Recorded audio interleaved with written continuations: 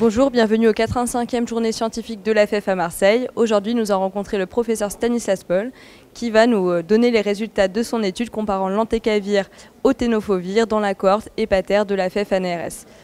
Donc bonjour professeur, est-ce que vous pouvez nous donner les résultats principaux de votre étude?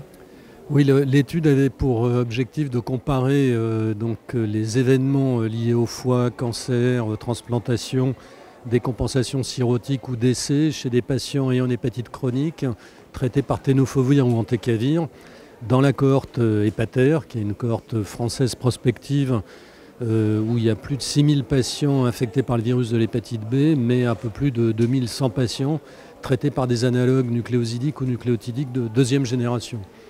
Et on a fait cette étude parce que plusieurs études asiatiques suggèrent que le tenofovir serait supérieur à l'entecavir en termes de réduction des événements hépatiques et principalement du carcinome hépatocellulaire.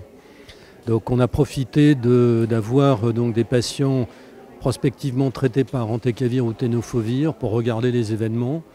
Et le résultat principal de l'étude, c'est qu'il n'y a pas de différence entre tenofovir et entecavir pour ces événements d'intérêt, principalement notamment le carcinome hépatocellulaire ou le décès.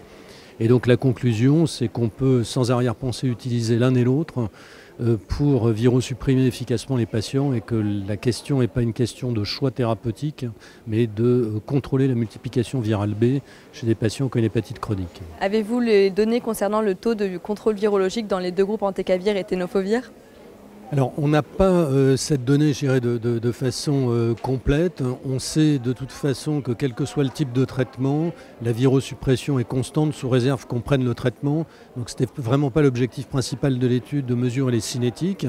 Il est suggéré par exemple que le tenofovir puisse être plus rapidement efficace que l'entecavir, qui pourrait d'ailleurs être une des explications des différences observées. Mais donc on ne s'est pas intéressé à l'efficacité ni à l'observance, ni aux effets secondaires qui sont vraiment mineurs et qui ne sont pas des éléments, je dirais, qui puissent être pris en compte pour rendre compte de différences potentielles. Y a-t-il des explications physiopathologiques au rôle antitumoral du tenofovir observé dans les données asiatiques ? Alors, il y a trois explications principales. Une qui est probablement assez fumeuse, qui sont les génotypes asiatiques B ou C, qui donnent plus souvent des carcinomes hépatocellulaires et pour lesquels on pourrait imaginer qu'il y ait une efficacité supérieure de l'une ou l'autre des drogues.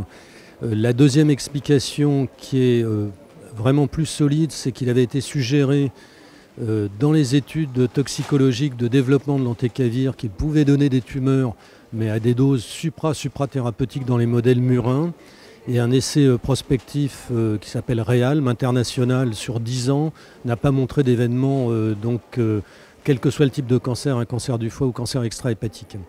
Et puis il y a une troisième explication qui serait que les analogues nucléotidiques augmentent en fait l'expression de l'interféron lambda en intrahépatique, ce qui pourrait, par opposition aux analogues nucléosidiques, rendre compte d'une diminution par l'effet immunostimulant de l'interféron, une diminution du risque de cancer.